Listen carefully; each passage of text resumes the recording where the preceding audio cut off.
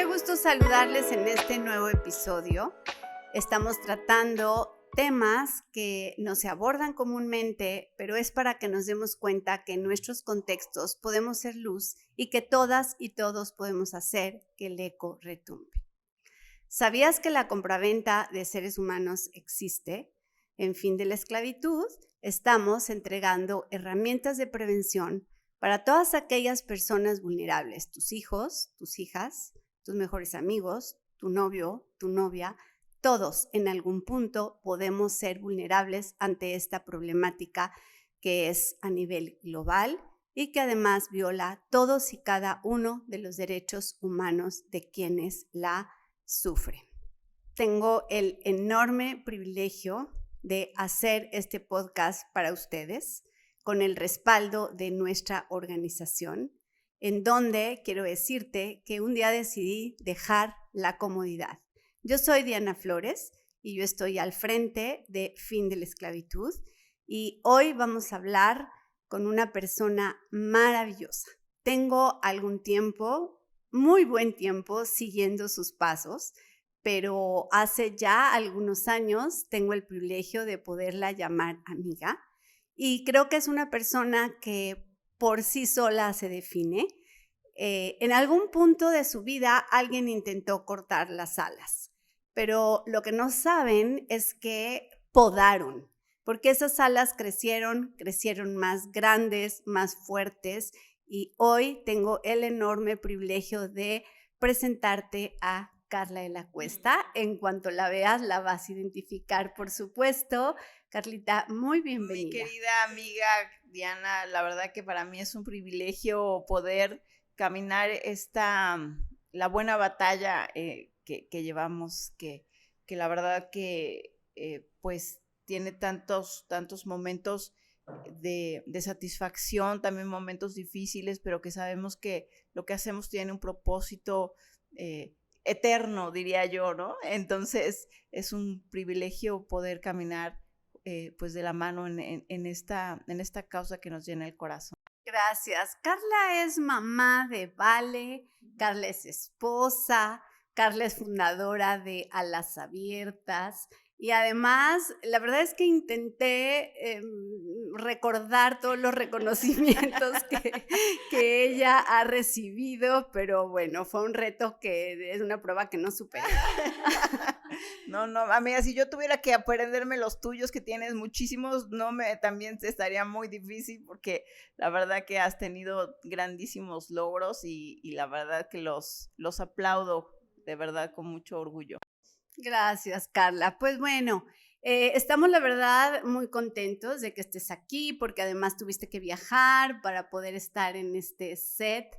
Y Carla, quisiéramos que nos platicaras exactamente qué detona lo que ahora estás haciendo. ¿Qué pasa? ¿Qué pasó? ¿Qué sucedió? ¿Qué tuvo que existir para que tú hoy estés haciendo este trabajo maravilloso que a lo largo del podcast iremos platicando de lo que estás haciendo? Pero ¿qué detonó, Carla?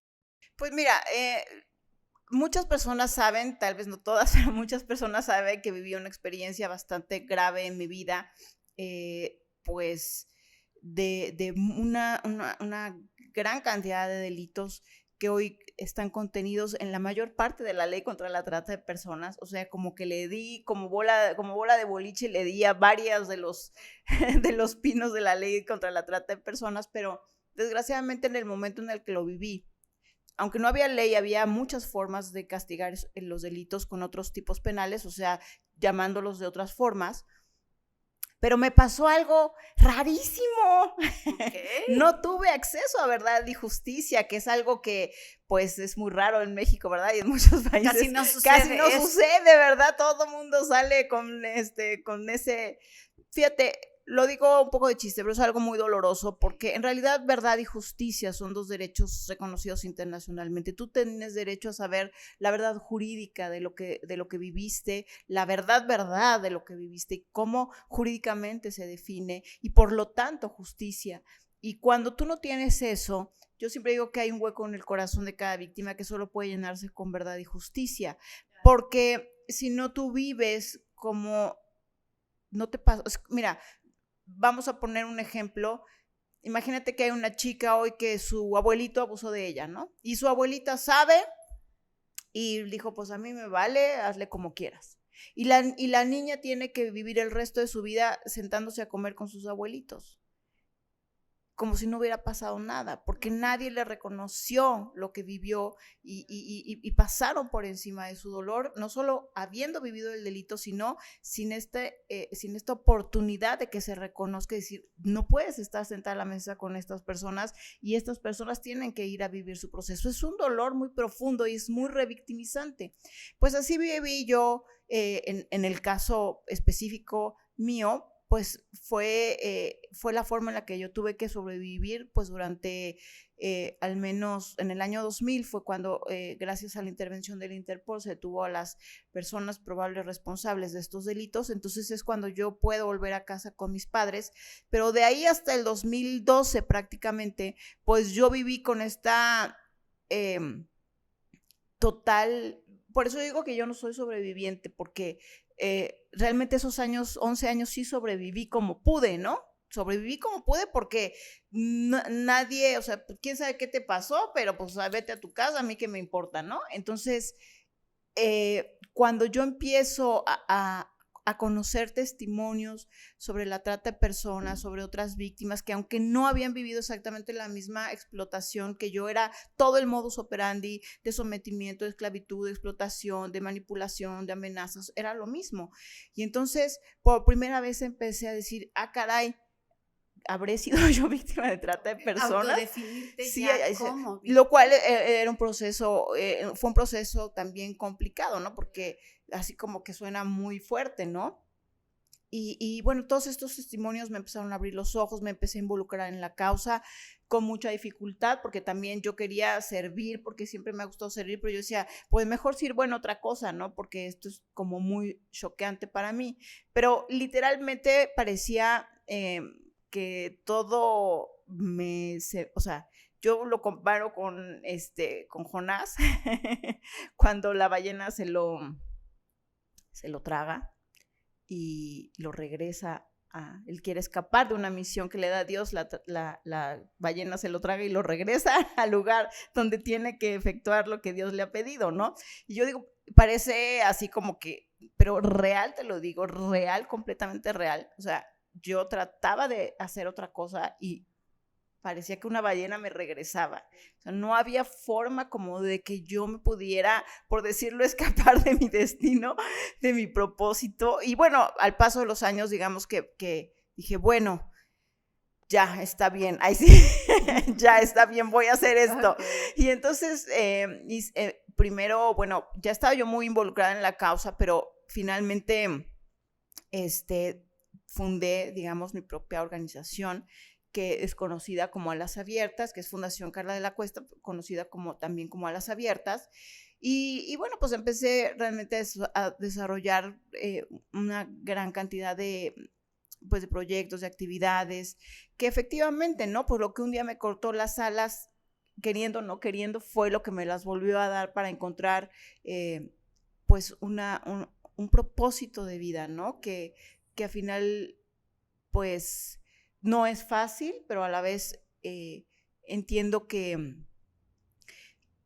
tiene un propósito que va más allá de lo que yo quiera o no quiera. Fíjate que con el objetivo de poder enseñar un poco en cuanto a prevención, Carla, a mí me gustaría regresar un poquito a ese pasado sin tocar ningún tipo de detalle, pero sí con el objetivo de poder informar, ¿no? ¿Qué es aquello que como padres de familia o como autoridades o como maestros o como amigos podemos detectar para prevención y evitar así caer en un engaño que puede llevarnos a trata de personas. Mira, lo que pasa es que yo siempre les digo, ¿ustedes creen que las personas que cometen este delito vienen con baba verde escurriendo, ojos rojos, trinchete y unos cuernos? Entonces somos unos estúpidos verdaderamente, ¿no? Pero las personas que hacen este tipo de actividades y que te están tendiendo una trampa, ¿te acuerdas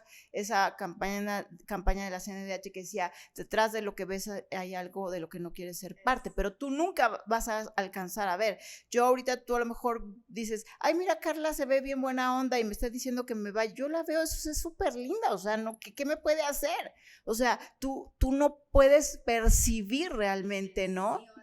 No puedes mirar las intenciones. Generalmente las cosas están estructuradas para que realmente parezca que todo es legítimo, que todo es fidedigno, que no hay nada de qué temer, ¿no? Pero porque ellos saben, las personas que cometen este delito hace 20, hace 30 años y hoy, saben perfectamente que tiene que todo estar bien estructurado, porque la trata de personas no es un delito, es como que te arranqué la cartera y me fui, es un delito que va a tener que, para que sea redituable, va a tener que persistir a través del tiempo. Entonces yo necesito tener controlado todo, engañar no solamente a la víctima, sino engañar a las familias, si es que las familias están ahí alrededor. Entonces es muy complicado, pero yo creo que algo importante a checar es cuando así parezcan las razones más extraordinariamente legítimas del mundo, cuando hay una prisa, cuando hay una necesidad de sacarte de tu entorno familiar, porque obviamente nadie te puede explotar, nadie te puede tener en una condición de esclavitud si a 2 cuadras está tu mamá. O sea, te tengo que sacar de tu entorno familiar. Y esto, por supuesto, no solamente ocurrió en nuestro caso, sino lo he visto una y otra vez. He visto, por ejemplo, y que las mismas personas que cometen el delito dan la cara con tus papás y, oiga, no, mire, señora, aquí estamos, mire, para que usted vea, ¿no? Y estamos aquí. No, en mi caso no nos ofrecieron nada y no conozco de las víctimas que yo he conocido de muchos casos, no es que te ofrezcan, sino que eso es como una idea que a lo mejor la gente tiene de, pues a lo mejor le ofrecieron dinero a los papás y los papás pues han de ser re malos y reinteresados y entonces pues es su culpa, ¿no? No, o sea, ellos te ponen todas los elementos a la vista para que parezca que tus hijos van a estar bien y que tus hijos no corren ningún peligro. Por ejemplo, recuerdo el caso de una chica que este cuate tratante estaba coludido con toda su familia, o sea, del tratante, pues, y como querían sacar a la chica de su casa, de que estaba en Veracruz y la querían traer a la Ciudad de México, fue la familia a hablar con la familia de la chica. No, es que mire, es que yo me tengo que ir a la Ciudad de México, pero si no se va conmigo ya no nos vamos a poder casar. Y entonces viene la mamá de este cuate que es el tratante. No, mire, si aquí va a estar como nuestra hija, no se preocupe, señora, la vamos a cuidar. Realmente todos estaban coludidos. ¿Tú cómo vas a creer que la mamá piense que el chico con su mamá y con su familia todos los están engañando? Entonces, es una cosa compleja, ¿no? Muy compleja y la verdad es que exactamente así nos pasó a nosotros y era pues imposible realmente comprender lo que podía pasar detrás, ¿no? Porque en el momento en el que te sacan de tu casa, justamente ese es el sentido, sacarte de tu casa, que la vuelta atrás se vuelva prácticamente imposible y nuestra vuelta atrás iba a ser imposible si no hubiera habido una denuncia que llevó a la intervención de la Interpol, que llevó a que se rompiera ese control sobre nosotras, pues que hizo que pudiéramos regresar con nuestros papás. No hubiera habido vuelta atrás, ¿no? Entonces creo que es importante mirar eso, como no fiarse de lo que parece, sino decir, a ver, ¿por qué? ¿Por qué hay tanta urgencia de que mi hija, por ejemplo, se vaya con este chico porque según se tienen que casar, porque se cambió de trabajo, o porque esta oportunidad de estudio laboral realmente es bien difícil? Porque así como esta, que es una historia de terror, hay otras 800 que son idénticas, pero que salen bien. Entonces, ¿cómo puedes saber si tú eres la única que salió mal y las otras 800 que salieron bien? O sea, ¿sí me explico? Es complicado. Muy complejo. Pero bueno, tienes que pues que ahora sí que seguir el hilo hasta las últimas consecuencias, pero es asegurarte. Ahora, la edad es un tema difícil. Conozco, por ejemplo, un caso de una chica que sus papás la pudieron recuperar porque tenían muchos contactos, muchos recursos, lograron seguir el GPS del teléfono de la chica que todavía lo traía, pero ellos lo hicieron por su cuenta. Y la chica tenía como 16 años, ponte, no me acuerdo, pero jovencilla, y él tenía como 25. Y ella, como sabía que sus papás nunca le iban a dejar irse con él, ella se fue con él a escondidas. Y terminaron encontrándola en Monterrey, pero la niña pues creía todavía, porque había pasado muy poco tiempo, creía que sus papás le estaban destrozando la vida por no dejarla ir con el chico. Entonces la trajeron a rastras, ¿no? Porque claro, hay un tiempo en el que no entiendes lo que realmente te va a pasar, y luego la manipulación tiene que ir cambiando, porque la manipulación que te hicieron al principio no puede ser la que te hacen después, y todo va siendo una bola de nieve de la que realmente llega un momento en que se hace prácticamente imposible salir, ¿no? Y es que estamos hablando justamente de un tema muy complejo, que inclusive ni nuestras autoridades ni la sociedad en general lo comprende, ¿no? Porque muchas ocasiones las chicas o los chicos van por su propio pie, ¿no? Van directamente al engaño, cayeron en ese enganche, y entonces llegan al lugar en donde lo que van a hacer con ellos y con ellas es explotarlas, y podemos hablar de cualquiera de los fines de la explotación, ¿no? Tanto sexual como laboral, como mendicidad, a lo mejor trasplante ilegal de órganos, o como menores de edad en actividades delictivas.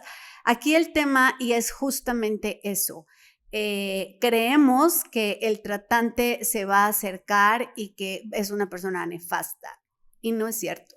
Muchas veces son personas atractivas. ¿Por qué? Porque les funciona. Tienen que serlo, ojo, tienen que serlo. Yo creo que es muy importante entender dos cosas. Hay alrededor de un 40% de mujeres siendo líderes en el tema de trata de personas. Sabemos que principalmente las mujeres son víctimas de la trata de personas, pero luego hay al menos un 40% de mujeres siendo líderes en el tema de la trata de personas. ¿Por qué? Porque todavía es más difícil que tú desconfíes de una mujer. Entonces es muy fácil que una mujer pueda enganchar y que te pueda convencer y que te pueda llevar, porque una mujer, como si las mujeres somos re buenas todas, ¿cómo va a ser que una mujer es tratante? Pues señoras y señores, así es, definitivamente lo es. No estoy diciendo este idílico de la mujer que hay de, si es mujer, tuvo que ser víctima. Es una mujer que está siendo una líder, porque un hombre, yo les digo, pues entonces hay que cerrar las cárceles de mujeres, y las mujeres que cometen delitos, pues es que yo fui víctima, bueno, pues ya la hicimos, ¿no? Todo mundo cierre las cárceles de mujeres, ¿no? Pues qué agradable. Pero además también, en caso de que fuera cierto, entonces también hay que cerrar las cárceles de hombres, porque cuando tú conoces la historia de un tratante, generalmente, y hablando de los hombres, generalmente también vienen de una historia de terror. No se hicieron tratantes porque no tenían nada que hacer. Probablemente conoces la historia de la familia de Enrique, Mario, toda una familia que hoy ha dado su testimonio por muchos lados. Entonces tú ves, ellos estuvieron 11 años en la cárcel, tú ves lo que realmente, por ejemplo, Mario y Enrique vivieron de niños, y es que no podían ser otra cosa más que tratantes. O sea, ¿qué otra cosa podían ser si su contexto fue de violencia brutal, de abuso, de una desconexión total con el tema? Porque su mamá, que hoy también es una mujer maravillosa, que da su testimonio, pues los violentaba. Ellos veían cómo ella estaba en una situación de prostitución, porque ella también venía de otro, es una cadenita, pero realmente todo mundo viene de un contexto, pero eso no te exime de tus delitos, no te exime de tus actividades ilícitas. Entonces, ojo, no se trata solo del chico, o sea, es que del chico malo, también tengan cuidado con hombres y mujeres por igual.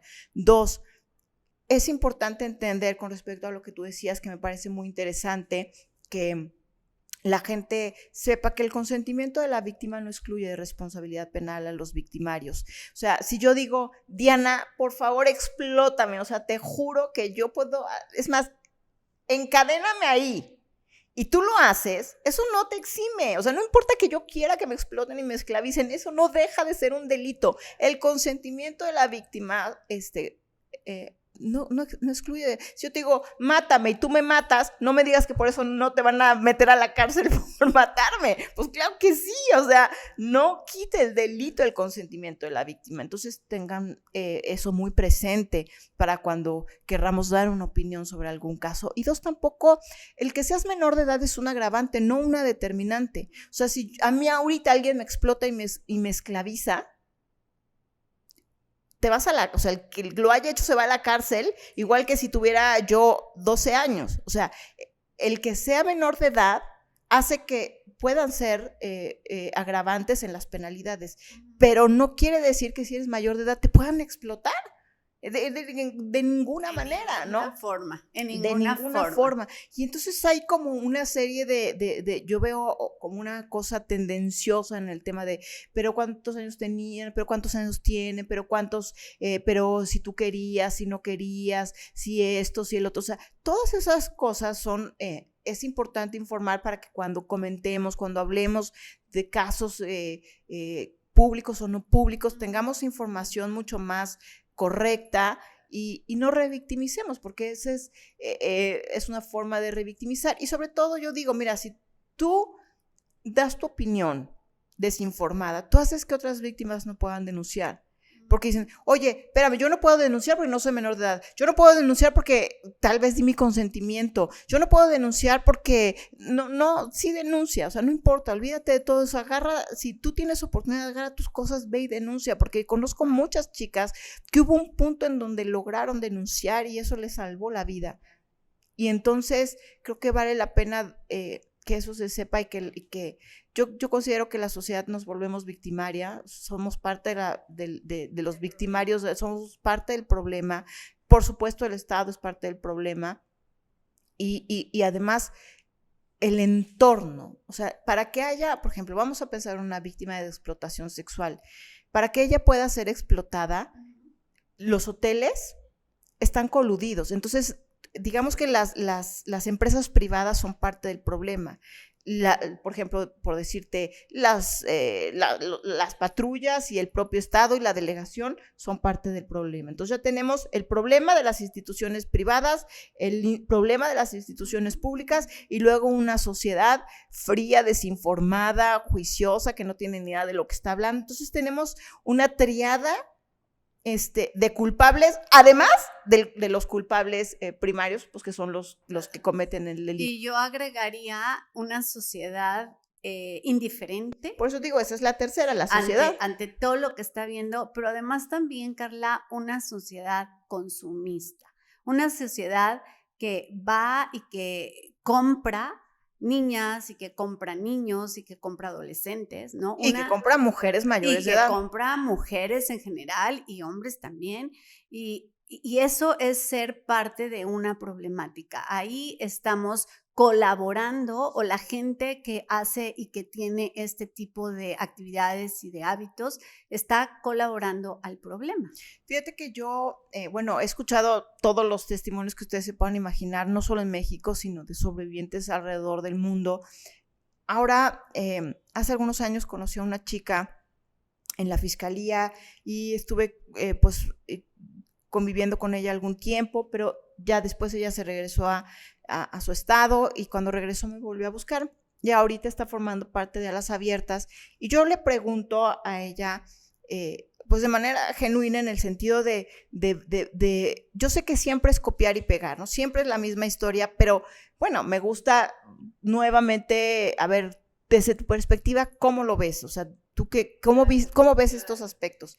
Y, por ejemplo, ella estaba en Sullivan, que para los que no sepan, Sullivan es una calle en México, que es una zona de tolerancia que tú pasas a cualquier hora y está lleno de chicas, ¿no? Y yo le decía, vamos a decir que se llama Graciela, le decía, Graciela, le digo, Graciela, esto no tiene ni 2 meses, está participando en algunos proyectos, está tomando mucha fuerza para hablar de lo que ella ha vivido, porque de su experiencia. Y entonces le digo, Graciela, honestamente, o sea, tú dime lo que tú realmente sientes, dime. Ahí en Sullivan, yo entiendo, por supuesto, que tú eras explotada, pero tú ¿cuántas crees de todas, porque estuvo muchos años ahí, cuántas de las chicas que estaban ahí eran explotadas? todas. Todas. No había ninguna que no fuera explotada. Ninguna. Es decir, ninguna estaba por su propia voluntad. Ninguna se guardaba el dinero de su explotación en su bolsillo. Exactamente, porque alguna puede decir, yo entrego el 100% de mi dinero al señor de al lado o a la señora de al lado que me está quitando todo mi dinero. No importa que por tu propia voluntad le entregues el dinero a la otra persona, sí. Es explotación. Sí, sí. El 100% entregaban todo su dinero. Carla, o sea, me acabas de... No tienes idea de cuánto me estás enseñando en esto. Te voy a decir por qué. Porque teníamos una estadística, pero no deja de ser estadística. No es la historia de las personas que lo han vivido, en donde de cada 10 personas en condición de explotación sexual, 9 estaban siendo explotadas y una ha decidido. Porque te voy a decir una cosa, yo he conocido mujeres que decidieron vender su cuerpo, pero reciben el ingreso, es decir, va directo a su bolsillo y pudieron pagar la universidad de sus hijos. Pero te voy a decir una cosa, te voy a poner otra perspectiva. Mi experiencia, hoy no conozco a una sola mujer que haya estado en condición de prostitución, que la gente pudiera pensar, yo decidí y gano mi dinero, perfecto, maravilloso. No conozco a una. O sea, no las conozco a todas las del mundo, pero conozco a una cantidad enorme. No conozco a una que no haya sido víctima de abuso sexual infantil. Eso sí, definitivo. Porque mira, tú ponte a pensar, o sea, para que tú tengas una relación sexual tiene que haber deseo sexual. Cuando tú estás en una condición de prostitución, supongamos que no te explotan, tu deseo sexual no es importante. Tú eres un objeto de placer para la otra persona, o sea, tú eres una mercancía. La única forma en que tú decides la prostitución, que termina siendo una voluntad viciada, es porque tú tienes una tierra fértil para la violencia sexual. ¿Y cuál es esa tierra fértil? El abuso sexual infantil, que sembró una semilla para que se terminara perpetuando en tu vida la violencia sexual. Porque llega un señor, no sabes si se bañó. Para empezar, no sabes si te va a tratar bien.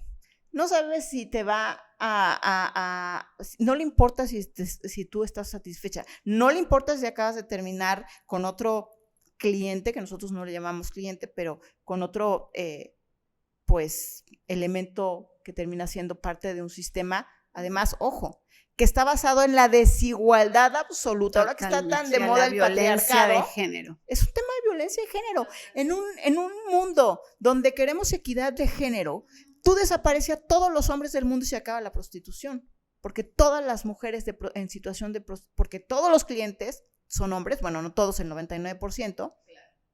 Sí hay mujeres, pero es muy poco. También se lo preguntaba a esta chica, lo pregunto siempre a cualquier víctima que conozco, pero víctima sobreviviente, pero me decían, no, claro que sí hay mujeres, pero ponte que sea un 5%, ¿no? Pero todos desaparece a los hombres, se acaba la prostitución y se acaba la trata.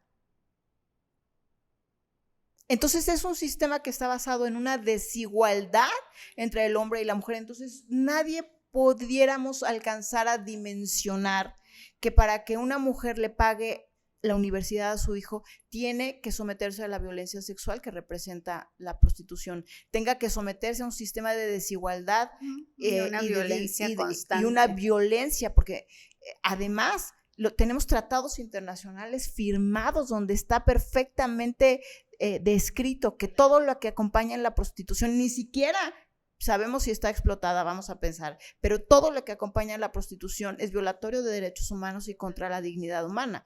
Te voy a decir una cosa, por ejemplo, también conocí a una chica en la fiscalía en México hace algunos años, que fue víctima de una de estas páginas tremendas, ya sabes que, te metías Y wow, las chicas venezolanas, colombianas, preciosas, tú decías, no hombre, se están hinchando de dinero. Entonces tú contratabas a la chica, ¿no? Porque en esa página, me imagino que, no sé, aparecían sus fotos o vete tú a saber, pero el chiste es que es una página muy famosa, que ya todos están en la cárcel, lo cual es muy raro.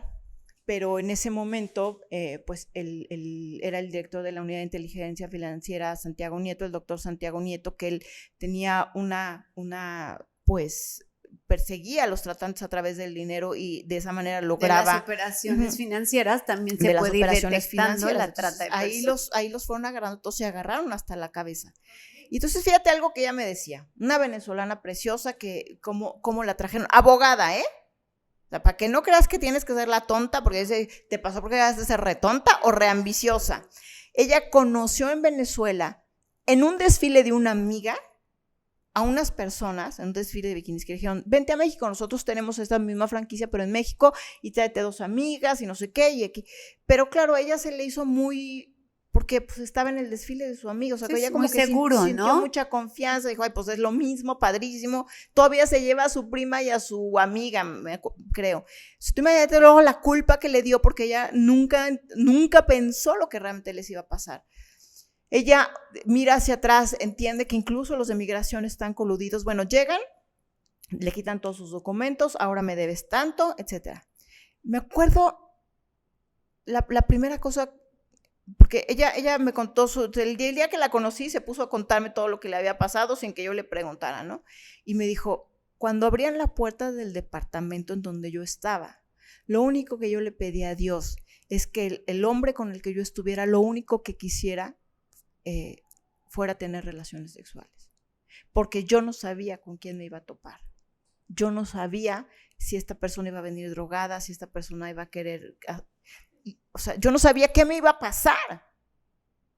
Si la persona solo iba a tener relaciones conmigo, para mí era un gran día. Tú imagínate qué cosa más triste me estás diciendo. Qué tremendo. O sea, si el Señor no me golpeó, no se estaba drogando, no venía tomado, no se vomitó, no me hizo cosas espantosas, yo ya estoy por bien servida. ¿Qué me estás diciendo? Y eso que te estoy hablando de una página de supuesta prostitución de lujo. Con el tiempo, ella después, en la investigación, porque ella no sabía, ella no tenía control ni de dónde vivía. ¿Por qué si ganan tanto dinero ella vive en una casa hacinada con otras chicas? ¿Por qué no tiene sus documentos? ¿Por qué no tiene dinero? ¿Por qué hay una persona que las lleva y las trae y ellas no tienen libertad de movimiento? Pero finalmente, aunque tú digas, bueno, yo conozco algunas que no están así, que están solitas. Ah, perfecto, nada más que tú no sabes ese señor que te contrató y qué va a pasar. Y tú no tenías que haber vendido tu cuerpo para poderle pagar la universidad a tu hijo. Eso es una voluntad viciada. Totalmente. Pero me impresiona el saber que el 100% de las personas que están en Sullivan, ¿no? Están ahí porque están siendo explotadas. Excepto, puede pasar alguna cosa, pero para que luego ahí no haya un entendimiento. Cuando al tratante ya no le sirves, el tratante te va a dejar. Porque a lo mejor te agarró a los 14, 15 años, pues cuando tienes 25 no sirves para nada. No sirves para nada. Entonces el tratante ya no le interesas, te va a dejar. Y tú crees que después de haber sido explotada sexualmente todos esos años, tú vas a decir, bueno, soy tan valiosa, poderosa y soy una mujer que vale, que la gente me ama y me respeta, yo voy a hacer esto. No, tú te quedas ahí. Porque ya te cortaron las alas. 10 años te han dicho que eres para lo único que sirves, ¿no? Y como generalmente también te sacaron en un momento en donde tú ya no te pudiste desarrollar académicamente, tú no tienes idea de qué otra cosa hacer. Y tú has creado en ti una sensación de total y absolutamente falta de valía. O sea, la gente solo te usa, la gente no te... La señora pasa y le tapa los ojos a su hijo, el otro va y te usa, el otro, o sea, eres una tal por cual. O sea, realmente, ¿no? Tú crees genuinamente que no vales nada. Entonces la chica se va a quedar ahí porque lo decidió, fíjate, hasta va a ser, hay chicas que hasta van a defender con su vida, que es su trabajo. Pero ¿por qué lo van a defender? Te voy a poner un ejemplo rarísimo que espero que no sea polémico, pero yo lo hago una comparación con la gente que está en situación de calle. Cuando la gente está en situación de calle, no se quiere salir de la situación de calle.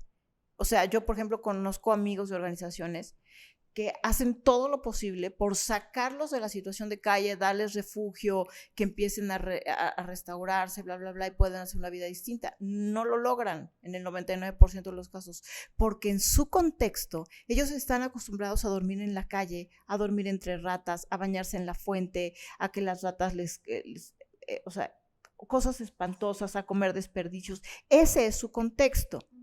Pero tú saca a uno de tus hijos y llévalo un día a dormir en la noche con unas ratas, no va a poder porque su contexto no se lo permite. Para que tú aceptes ese contexto de violencia sexual o ese contexto de situación de calle, es que ese ha sido tu contexto. Si no, tú no lo vas a tolerar jamás. Jamás lo vas a tolerar. Entonces, el que lo aceptes, el que lo consientas, incluso el que lo defiendas, no hace que no sea violatorio de derechos humanos. No, totalmente es violatorio a los derechos humanos, no es esa violencia de género declarada completamente, ¿no? Y muy, muy visible. Y sin duda, Carla, que el platicar profundamente de esto nos ayuda a darnos cuenta de la complejidad del delito, porque muchas veces hemos oído comentarios como están ahí porque quieren, es el dinero, es un trabajo y hay que defenderlo, y a lo mejor también, no, pues es que es ganar dinero fácil, como yo muchas veces le digo, es el dinero más difícil de ganar, ¿no? Porque estás haciendo cosas que no quieres hacer, que no te gustan hacer y que te están obligando a hacer. Entonces, y aunque no te obliguen es violencia sexual. Aunque no te obliguen es violencia sexual. Definitivamente, una relación sexual solo se puede dar porque se te antoja. Hay una activista sueca que dice, la prostitución es un acuerdo entre dos personas, una que quiere sexo y otra que no quiere. Qué fuerte, ¿no? Así de facilito. Qué fuerte. Tú, decía, bueno, ¿tú que eres tonto? O sea, ¿tú crees que esa mujer que lleva 10 hombres en ese día realmente quiere estar contigo? O sea, pues, ¿qué estás pensando, ¿Qué no? cabeza, ¿no? O sea, si quisiera estar contigo no le tendrías que pagar, ¿no? O sea, exactamente. Por piedad, ¿no? Ah, bueno, pero es que es su trabajo. Bueno, qué casualidad que el 90% de las víctimas que decidieron ese trabajo son mujeres, ¿no? Mira nada más qué cosa más misteriosa, ¿no?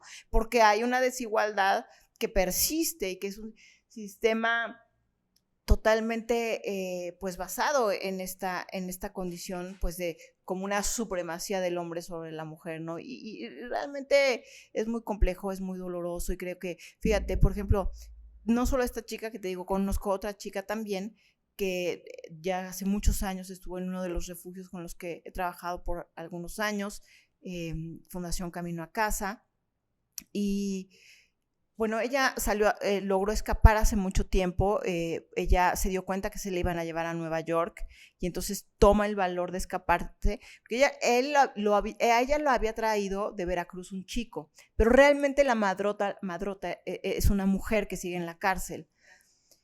Ahora que le pregunté a esta otra chica, o sea, años después me dijo, yo estuve también, yo conocí estuvo en la misma época, lo que pasa es que cuando la otra chica escapó, ella todavía se quedó mucho más tiempo hasta que llegó un momento en donde pues ella tomó la fuerza. Y cuando yo le decía, ok, entiendo que el 100% de las que están ahí son víctimas, le decía, ¿pero hay mujeres líderes o solo hay hombres tratantes?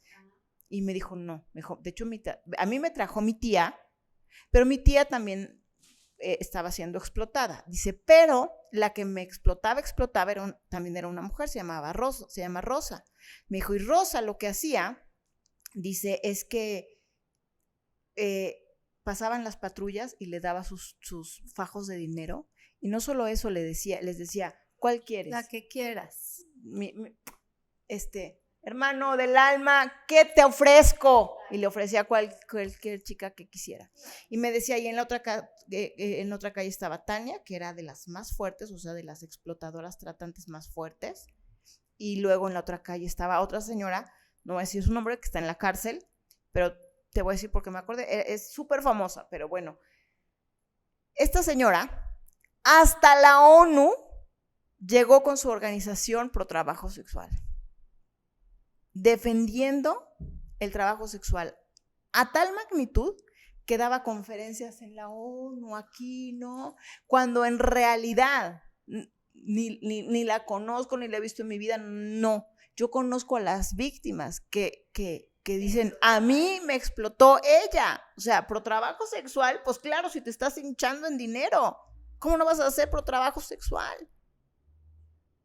Claro que eres pro trabajo sexual. Y entonces tú tienes la capacidad incluso de trastornar la psique de las víctimas para que ellas mismas defiendan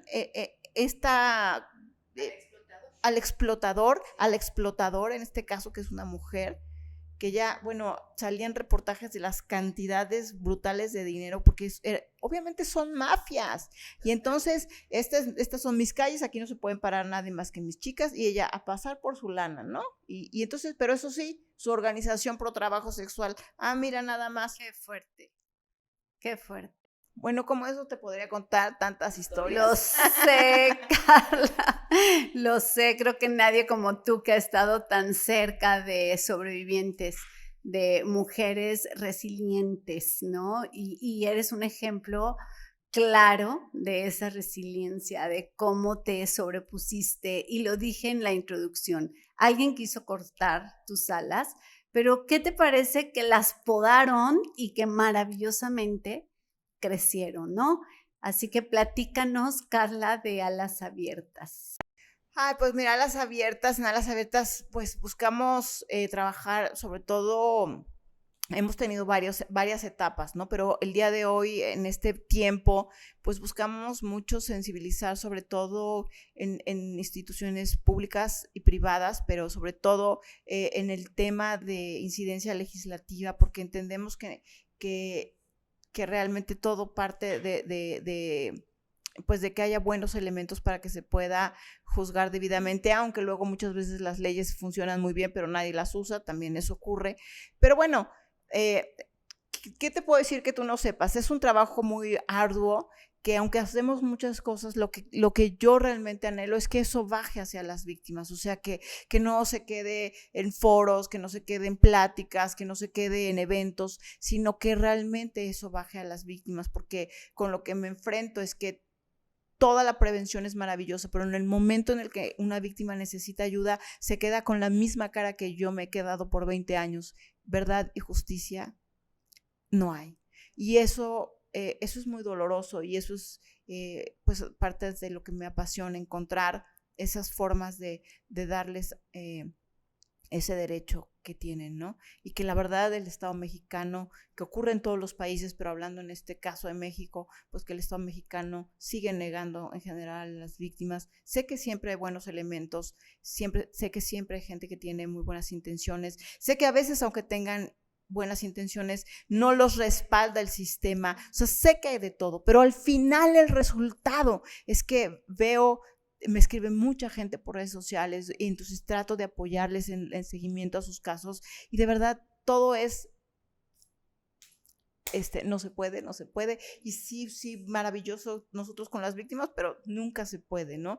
Y eso es algo muy doloroso. También trabajamos y estamos desarrollando nuevos proyectos para los temas de capacitación, porque considero, no sé si tú estás de acuerdo, que incluso los servidores públicos, los funcionarios públicos, las instituciones necesitan mucho trabajo de actualización y verdaderamente de entender cosas que a veces entendemos más la sociedad civil que los propios servidores. Y entonces, pues todos los que realmente estén interesados que puedan seguirse actualizando, incluso las organizaciones de sociedad civil, siempre necesitamos estarnos actualizando, pero también pues el público en general, todos necesitamos tener información, porque creo que parte de lo que a mí me hizo que me abrieran mis alas es que tuve la información de entrada para saber cómo se llamaba lo que me había pasado. Tú no te puedes curar de algo que te duele si no sabes cómo, doctor, me duele algo, no sé qué es, ¿no? Pues cuando te encuentran qué es, dices, bueno, por lo menos ya sé que, no sé, que me duele el hígado porque quién sabe qué, entonces ya me puedo trabajar por ahí. Pero cuando tú no sabes ni siquiera cómo se llama lo que te hicieron o qué puedes hacer o por lo menos cuál es el derecho que te negaron, por lo menos necesitas saber eso. Necesitas saber si lo que te pasó es un delito o no es un delito, si es algo que puede proceder jurídicamente o no. Necesitas saber esa información. Eso te cambia la perspectiva completamente. A mí me la cambió. Y luego, obviamente, tú sabes que me hice abogada, no he parado de estudiar, estudié tu diplomado de fin de la esclavitud, maravilloso. Lo terminé, empecé otro maravilloso en la Escuela Abolicionista Internacional en España. Ahorita estoy estudiando, por ejemplo, otro diplomado en trauma, porque también de otra organización internacional que se llama Atlas Free, porque en realidad el tema del estrés postraumático en las víctimas principalmente de explotación sexual, pero de trata de personas en general, se compara, imagínate nada más, al estrés postraumático de un sobreviviente de holocausto, ¿no? De este tipo de cosas tan graves, porque realmente es exponer a una extrema violencia todos los días por años. Entonces el estrés postraumático es devastador y siempre se puede estar mejor, pero creo que efectivamente puedes sanar, pero es un proceso que puede realmente que te va a durar básicamente toda la vida. Entonces yo digo, aunque sobrevivas, en cierta manera te va a costar la vida porque es algo que vas a tener que trabajar todos los días de tu vida hasta el día que te vayas, ¿no? Y sobre todo algo muy importante es, Carla, tú representas un porcentaje muy chiquito de personas que algún día vivieron en una condición de explotación y que hoy destaca y que hoy tiene muy claro, como tú lo dijiste, tengo un propósito, tengo un llamado, tengo una misión. Y no todas y no todos quienes estuvieron en una explotación han tenido esa resiliencia, esas redes de apoyo, ese acompañar inclusive de tu propia familia, ¿no? De tu esposo, de tu hija.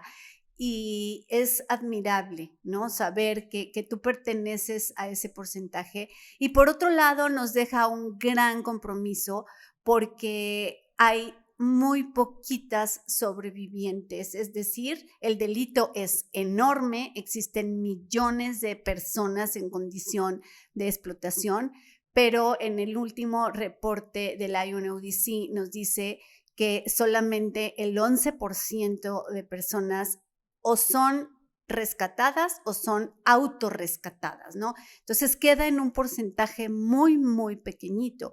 Y si aún de ese porcentaje pequeñito nos damos cuenta que no todas tienen esta misión como es la tuya, pues nos queda en un gran compromiso, ¿no? Como sociedad y no se diga a las autoridades. Sí, la verdad que sí es algo que yo misma he aprendido a dimensionar cuando he conocido a otras sobrevivientes alrededor del mundo, porque entiendo primero que o sea, lo primero que entendí es que era privilegiada por haber sobrevivido. Totalmente. Porque como repito, si no hubiera habido una denuncia que llevó a la intervención de la Interpol, nunca hubiera regresado a mi casa, eso es un hecho. Sobreviví y luego literalmente gracias a Dios le pude dar la vuelta a, lo cual no quiere decir que haya sido fácil, ni es romantizado, ni nada, ha sido un proceso bastante complejo, pero esa capacidad que en mi caso me ha dado Dios de decir, bueno, me voy a preparar, que ha sido muy benéfico para mí, pero yo veo hoy, por ejemplo, a otras sobrevivientes que como Claudia Quintero en Colombia, como Alika Kiran en Argentina, como Amelia Tiganus, Camila Ferreira en España. Bueno, Camila es de Brasil, pero está en España, Amelia que es de España, y tantas que no solo se levantaron, sino están usando toda su voz, su fuerza y su poder para decir, a ver, ahora sí que lo que pasó no va a pasar en vano, ¿no? Y voy a dejar una huella. Alika Kinan, que logró, imagínate, esto es tremendo, o sea, es la primera, yo no sé si hay otro sobreviviente alrededor del mundo, nunca lo he escuchado más que en el caso de ella, logró demandar al Estado y le ganó, o sea, le ganó al Estado de Argentina, porque siempre el Estado tiene responsabilidad total. No hay forma de que el Estado, siempre, en cualquier forma de explotación. O sea, si aquí al lado hay una fábrica donde explotan laboralmente a la gente, el principal culpable es el Estado, porque el Estado tendría que verificar. El responsable de que haya tantas víctimas, por ejemplo, hablando de Argentina, de explotación sexual, y en el caso de que ella haya tenido que vivir eso por tantos años, pues es responsable el Estado, porque el Estado tenía que verificar que estos hechos no ocurrieran, y el Estado mexicano es responsable de mi caso y de todos los casos que hayan existido, que se conozcan y no se conozcan, porque el Estado responsable era el que tenía que haber verificado que no hubiera personas menores o no menores en condición de explotación. Ahí hay nomás al alcance de todo el mundo, ¿no? Entonces imagínate que Alica demanda al Estado argentino y le gana. Eso algo que es una querella ya, ¿no? Y le gana. Le gana incluso una reparación del daño que nunca le dieron hasta el momento, pero le ganó. Y eso son cosas maravillosas, que dices, son avances tremendos. O sea, tiene su propia fundación también, Fundación Alica Quinnan, y esas cosas a mí digo, wow, o sea, el que tengamos la oportunidad de habernos levantado y encima estar encabezando unas banderotas gigantes, creo que es muy lindo. Es muy lindo, es muy admirable, es muy reconocido, y la verdad es que estas salas que tienes ahora, que han crecido maravillosamente, y no solo eso, sino cómo a otras personas, hombres o mujeres, les estás dando y ayudando a que esas alas emprendan vuelos, ¿no? Porque el hecho de que estás tan cerca de sobrevivientes, de tantos testimonios, de tantas historias, y ellos escuchando y viendo la tuya propia, bueno, pues eres inspiración. Así que, Carla de la Cuesta, gracias. Siempre es un placer platicar contigo. Me encanta saber cómo, sin importar cuántos años tengamos o no y conocernos, pues tenemos una conexión porque nos apasiona el mismo tema. Carla, yo no fui víctima, no necesité vivir una situación así, pero créeme que tengo un gran compromiso. Lo sé. Y creo que el resto de mi vida voy a seguir dándole voz. Y algo muy importante es, bueno, pues Carla está haciendo luz. Ahí, en el contexto en el que ella se encuentra, sin duda es luz. Y ella con su voz está dándole voz a aquellas personas que no la tienen o que están en una condición que no les permite ser voz. Así que estamos haciendo que el eco retumbe. Oye, y antes de que terminemos, déjame decirte algo, porque te lo quiero decir. Yo te admiro más a ti y admiro más a la gente como tú, porque digo, ¿cómo es posible que sin haber pasado todo esto puedan quererse parar por una causa que es tan compleja? ¿Cómo es posible que puedan alcanzar a comprender y a dimensionar? No sé si yo no hubiera pasado por todo lo que pasé, estaría aquí, o sea, probablemente no. Entonces creo que sí es admirable que como sobreviviente pueda no estar de pie, pero a mí se me hace sobrenatural que quien no lo vivió pueda tener tanto compromiso. Y también quiero decirte otra cosa, lo que hoy, o sea, nada ha cambiado en realidad de cuando yo viví lo que vivía hoy. Yo considero que las cosas siguen muy mal, pero hay una sola cosa que cambió 100%, y es ustedes, o sea, la sociedad civil. O sea, que cuando yo viví lo que viví no había una organización donde a lo mejor que un día pudiera levantar la voz, o que un día me pudiera defender, o que un día pudiera decir, oigan, a ver, aquí qué onda, o que un día pudiera decir, o sea, no había nada, no había nadie que me pudiera proteger, que pudiera entender. Y es lo único que sí ha cambiado totalmente, que hoy están ustedes, y que eso hace una diferencia enorme, porque es una forma en que puedes sentir que alguien te entiende, que alguien está ahí, que alguien está poniendo su vida para que tú puedas salir adelante y vivir la vida que te merecías. Y entonces yo lo que sé lo que es no tenerlo, a que hoy existe, pues ahora es que gracias a nombre de todas y de todos, de verdad, gracias. No sabes cuánto significa, Carla. No sabes cuánto significa. Y sobre todo porque tú sabes que en caminar en una organización hay tiempos muy difíciles, hay tiempos muy complejos, pero escucharte decir esto y con todo el contexto que tienes, con todo el conocimiento que tienes, me halaga y esto vaya, no se los voy a transmitir, mi equipo lo va a ver y entonces se va a dar cuenta que vale la pena. Así que muchas gracias, me encantaría que dieras un cierre, inclusive compartas dónde te pueden encontrar, dónde te pueden localizar y pues adelante. Ay, muchas gracias nuevamente a mis grandes amigos y aliados de Fin de la Esclavitud, a los que están escuchando, porque a veces solo queremos escuchar cosas divertidas, pero el poder decir quiero abrir mi corazón para escuchar cosas que son importantes para nuestro México, pues es muy relevante. Quiero decirles que una frase que le copié a una amiga de otra organización, Guardianes, que habla sobre abuso sexual infantil, dice que las víctimas no hablan cuando quieren, hablan cuando pueden. El proceso para que una víctima pueda hablar es largo. Cuando una víctima habla, necesita que todos los demás nos callemos para que realmente puedan terminar de romper ese silencio. Si cuando una víctima logra hablar, nosotros encima de todo estamos haciendo tanto ruido con nuestras opiniones, lo único que hacemos es cortarles mucho más, no solo a las alas, sino a la voz. Yo quiero decirles que permitamos y que es el momento de que podamos todos guardar silencio para que quienes necesiten hablar lo hagan y nosotros no seamos una sociedad revictimizadora, sino una sociedad amorosa, ¿no? Muchas gracias. Pueden buscarnos en www.alasabiertas.org, en Alas Abiertas MX en Instagram y en Alas Abiertas ORG en Twitter. Mi Facebook desapareció, no sé por qué, entonces ya no se los puedo dar. Desapareció mi página de Alas Abiertas, pero bueno, tenemos todavía Twitter, Instagram y la página web. Excelente, pues mil gracias de verdad por haber venido a hacer con nosotros este tiempo tan especial.